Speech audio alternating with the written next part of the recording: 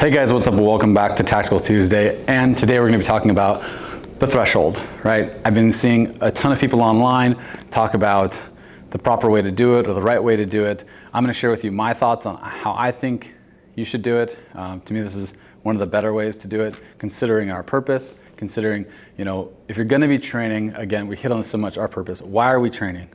In what instance or scenario am I going to have to clear a building or clear a room or clear my house? When am I going to have to cross a threshold? And in what way do I want to do that, right? There's been a lot of debate on this, especially recently I've been talking to some people that have been training to just swim moving into the corners when they're crossing. To me, and I'm going to show you why I think that's a bad idea. I just think that there's no reason for us to overexpose ourselves in one of the most dangerous, dynamic forms of combat that you can engage in, right? CQB is not good for your health. If it's, in my classes I teach, you don't do it, right? If you don't have to do it, when it comes down to when we're training in our purpose, which is mostly right now, we're training civilians, right? We're not training foreign militaries, we're not training militaries, we're not really that concerned about direct action tactics because the military doesn't care if I live or die. They care if the mission gets completed, right? So that the way that I'm going to move about a building or do other things, it's going to be completely different than what I should be training a civilian to do if they're going to use what I'm training them to, right? So when I see a lot of this stuff, this is primarily what I'm seeing going on, and this is from Ranger, and that's the thing that really I don't understand is this is coming from some guys that are Rangers or SEALs or whatever, and somehow this is acceptable. To me, it's unacceptable, right? I was taught in the Marine Corps, we have a totally different way of doing things, but to me, this is unacceptable. So what they're doing right now is, let's say that they're gonna cross, right? Two things happen, right? You'll see a lot of people training to this standard where they're doing some non-verbal communication where they're raising and lowering their weapon system, and they're doing it breaking the 90, right? They're out in front of this space, so if someone's here, they can see this happening. So it needs to be further back if you're gonna be doing that, right? But I can also see, you can see me, right? So that means the enemy can see me. So I need to be holding something. Don't sit here doing this. Again, maybe they don't walk out in front of me, but it's just maybe there's something else you can do. With that said, the next portion of this, right? What I'm seeing them do is come up, and they're so hyper-focused on them hitting their corner, right? I've broken the 90, this angle right here, right? Which I think this other camera can see me, right? I'm trying to get through the doorway, and they don't clear the 90, they don't clear this angle, they come up, and they're having to step in like this. Once I've stepped in like this, I'm trying to get my muzzle to that corner because if there's someone there who's holding that super tight angle, that's who's blasting me in the face, right? But now what have I done? I'm having to step in this way to get my rifle in because I'm in the wrong shoulder, right? I didn't switch shoulders. So I've exposed my femoral, the right side of my body, my head, and my weapon is still just I'm struggling to get it into that corner. Right? So they're coming in, they're doing this, and then punching into their shoulder, clearing the corner, and then scanning, searching, assessing, whatever. They haven't taken contact or neutralizing the threat, whatever, right? But to me, there's no point in swim moving like this, exposing almost my entire body to get my muzzle to the corner when I could have, and then we covered this in another video called pieing or cutting the pie, right? When I come across, and you'll see me come across, right? I'm over here, right? And so I've already cleared a bunch of the room, right? Now, realistically, if I'm gonna be the one going in, if I have to cross, if this is what I'm gonna do, right? Because I no longer have visuals on this portion of the room, and maybe there's stuff over there, I don't know if there's something that has exposed itself, if the enemy's now looking at me from that angle because they saw me cross or they heard me or something or whatever, I have to clear the 90. I wanna clear the fatal frontal, and I wanna take contact from out here where I have some concealment, something to maybe have some sort of, advantage, instead of just pushing in, right? So as I come up, instead of me just going straight into the corner like this, right, which is exposing me here, right, I'm gonna come off, right, and try to like, again, it is a little bit of a swim move for that angle, or if I have a buddy, then he's holding the angle, which was really what should happen. But if it's just me by myself, I want to re-clear this open area before I fully commit. And yeah, it's a bit more of a swim move, but I've already cleared this once, right? So it's like taking a step down. This hasn't been cleared yet, so I want to make sure that I put as much of my kind of like tactical positioning into the most amount of threat, right? That hard corner, right? So as I'm coming up, right, I'm peeking in, right, and my eyes and my muzzle lead. So right now, you can see me, right? My eyes, my muzzle are in the corner, and I haven't exposed my femoral artery. I haven't exposed the majority of my body. Yeah, I've exposed my head, but I gotta see what I'm shooting, right? I gotta like put rounds on target.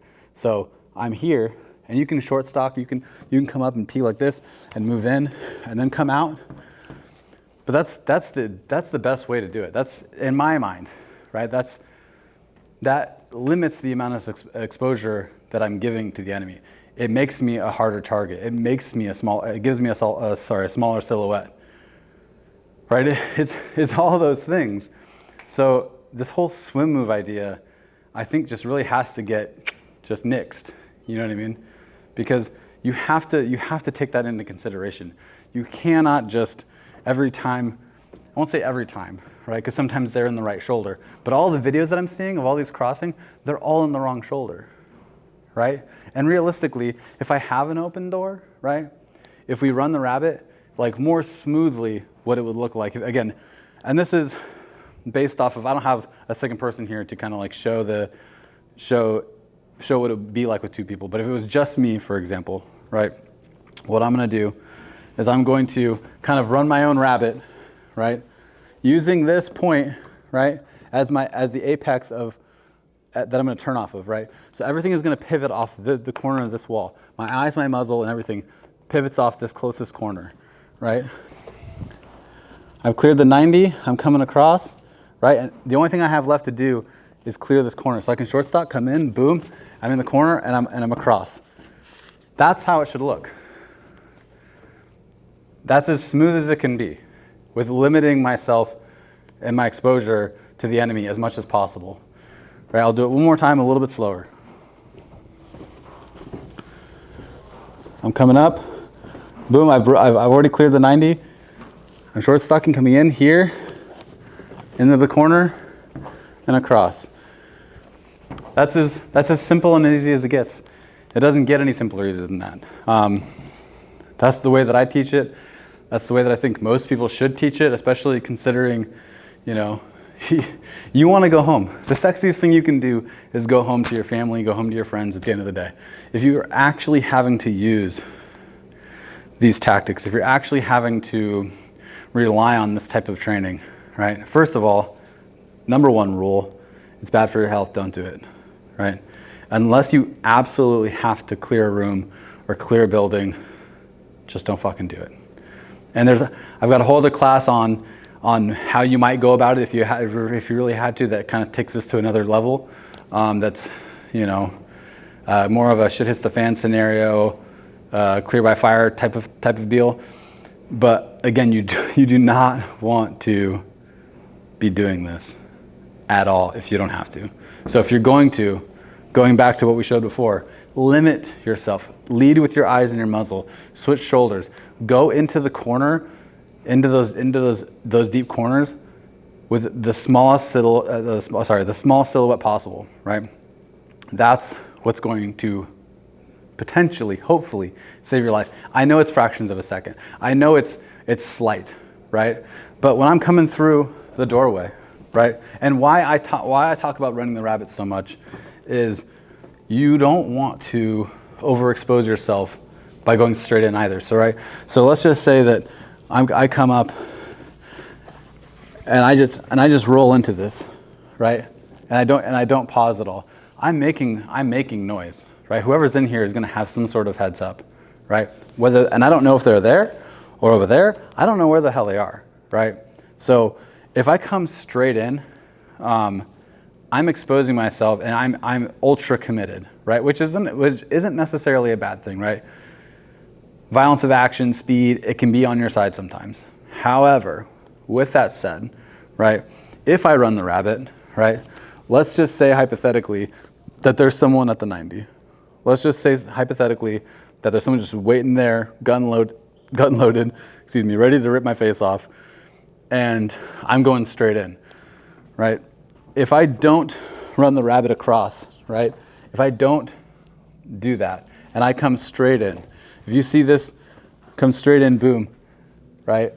But if I take contact right here, right, and I've already like started to commit super hard into coming in, then there's a chance that my momentum carries me still in, and then I'm also now exposed. I'm getting hit, or I'm being shot at potentially, especially if I'm getting hit. I'm having to engage that and potentially a threat that I haven't cleared yet, right? Where if I take contact from outside the room, out here, right? You guys can't really see me from there, but like if I'm at the 90 over here, right? And I take contact, I know that this is not cover. We all know that most buildings their walls are not cover. It's just concealment. But I would rather have concealment than nothing at all, right? So like if I'm going to take contact out here potentially, right? Because I don't know if this is clear or not. Then if I have a friendly, or if I'm by myself, right? Then I can maybe retreat, or I can fall backwards, or my buddy can drag me behind the concealment at the very least. And yeah, they might be peppering the wall, but they at least can't see me there. You know what I mean? They can't. I'm not just open in the fatal funnel being shot at, right? The other part of it is, let's say that this is like a deeper corner, or like it's more, let's say we're in an urban environment, or whatever the other case is, if it's outdoors, or we're in a larger complex, so let's say a warehouse, there's a chance that there's other noise going on as well that, you know, and if this is bigger, right, if I take contact out here, let's say I get hit, right, but my buddy's able to retrieve me and pull me back behind concealment, there might be enough noise, or there might be some instance where he can get me out of there, and they're stuck in the room, right? If I go into the room, I'm into the room, and I'm here, and I'm either eliminated the threat or I'm dead. That's it. And my odds are worse than 50-50. They got the drop on me every time. That's why CQB sucks. It's not good for your health. If I'm behind this, right? If I take contact out here, it's slightly safer. Like maybe we can get away. And these guys are, if they're smart, you know, which not all are going to be, but I mean, if they think that I'm maybe still at this corner, they're not going to be super gung-fucking-ho to come back through this doorway the other way, because they know what the ramifications are. You know what I mean? Like, if there's some way that I can exit without letting them know that I'm exiting, or with giving them some idea that I'm still here, they may not pursue me, you know, immediately, right? Because they don't know. This is an unknown for them, just like this was an unknown for us. So you have that on your side. If you full commit, you're full committed. And I can't always say that that's the greatest thing. I would say I would lean on the side of caution. That's the whole point of this, right? You want to lean on the side of caution. You want to lean on the side of safety. You want to make yourself hard to kill. You want to be a small silhouette. You don't want to overexpose yourself. You don't want to go so fast that you commit multiple errors.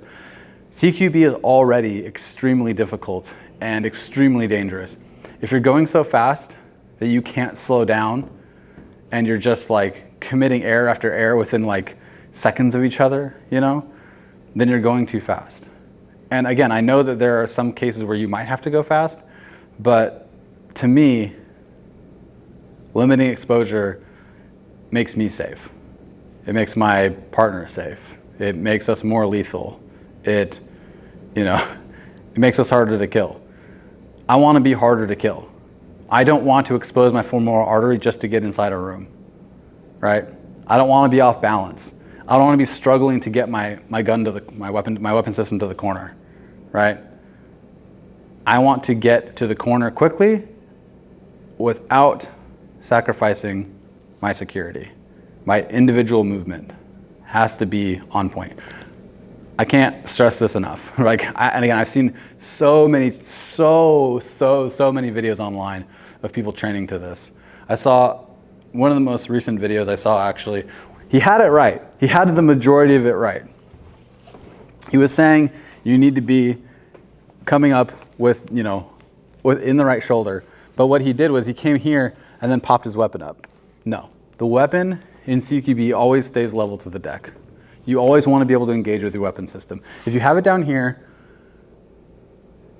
then you're not aimed at anything that's worthwhile. Level to the deck. Putting rounds on target, right? Because even at this, even if it's here, right? At this level, like this is going in to potentially a target. If it's down here, no. Here, yes. Even here, like I'm maybe hitting legs. I'm doing maybe some damage. I'm not doing any damage like this. I'm not doing any damage like this. This is how you do damage. Obviously there's some variation here, maybe to headshots or whatever the fuck. But like, none of this. You want to be here as often as possible, right? You also don't want a dead space. I'm going to touch on this just briefly. I could do a whole video. I think I've already touched on this actually in the pieing video, but I'm going to go over this really quick. So when you go to peek an angle, right? When I come up here to peek, right? I want to hold, this is what everything's working off of, right? This is the apex that I'm moving off of to clear everything else in this room. So when I come up, right, my muzzle needs to be trained just off the corner of this hard point so that it's aimed at something relative. If my muzzle comes in like this, right, then this is called dead spacing. If someone pops out right now, like deeper into the angle, I can't engage them here, right? I'm short stocking to get ready here, but it needs to follow, right? So I can come up and come in, so it can still engage what my eyes are seeing. But if my eyes are seeing something that my weapon can't, you're dead spacing. Just keep that in mind as you're moving through a building or fucking anywhere, honestly. Like eyes, muzzle, they go together. Keep that in mind. Obviously, when you're searching, assessing, you can kind of look around or whatever, but like you want to be on a swivel. You want your eyes to lead your muzzle and you want them to be going together. If you're peeking around a fucking corner with just your fucking eyeballs and you can't engage, what's the point? You still have to come back, right? And now that I've come back, I've lost that ground, right? If I peek this corner, for example, right? If let's just say this isn't a threshold. Let's just say we're peeking a corner to some other point, right? If I peek like this, right, and then I go like this, all this ground that I've just saw, I've given it back, because if there's someone in there who pops out, I'm not going to know that they're there. So I have to re-peek this again. I've got to regain that ground. Do not assume that just because you've peeked something once that it's clear. When you peek something, you want to try to hold it. You want to hold that ground. You want to hold that visual ground as long as you can. You do not want to come back if you don't have to, right? Obviously, if you're taking heavy contact, you might want to pull back, but you want to try to keep ground, because that'll also allow you, if you're working inside of a team, whether two or more, right? You can pass back that information and more information. But if you give it up, you've lost that information. I can't peek this, for example, right? And I can't be like, oh, this is clear. Okay, even if I take my head off, this is no longer clear. If I don't have eyes on, it's no longer clear, because I don't know what's going on until I actually reassess it. So with that said, I'm going to end this video. I know that I kind of rambled on a little bit. I tried to stay on topic. I know that it's not a popular opinion. You see tons of fucking Rangers and Navy SEALs or whatever the fuck doing their training. And again, I'm sure that they have tons of training, and I'm sure that they do. There's some people that throw some great classes and stuff, but direct action tactics are not for civilians. They're for units that can be sent into a building. We could send 10 guys into a building in the military. 2 could walk out with 80% loss. But if the objective was complete, we're like, sick, send those families some flags. You know what I mean? Like, you can't afford that, right? People that are out there training for whatever their purpose is, like think about that portion of it. Think about, really think about that side of it, right? When am I going to be using the stuff that I'm training? Why would I be using the stuff I'm training? Those two, when and why, will lead your how. It will lead your purpose. It will help you decide what works for you and what doesn't work for you. So with that said, I will let you guys go. Thank you for tuning in. I appreciate you guys. You guys have been awesome though so far. Don't miss out on the High Speed Gear Cobra belt giveaway. Do not miss out on it. You've got till this weekend, not too much longer to go. Obviously, you won't get this exact one because it may or may not fit you, but you will get to choose your color and your size. All you got to do is follow the links in my social media, click on the actual giveaway link below. There's 15 ways to enter. It's literally, it's free, just literally like subscribing, following, commenting different pages, and that's it. So with that said, I will see you guys tomorrow for Weapons Wednesday. I'll finally get to that video that people have been asking for the unboxing of the M4A2, and we'll have a good time. So I will see you guys tomorrow. As always, stay loose, battle on, and if you bitch in your heart, it'll show.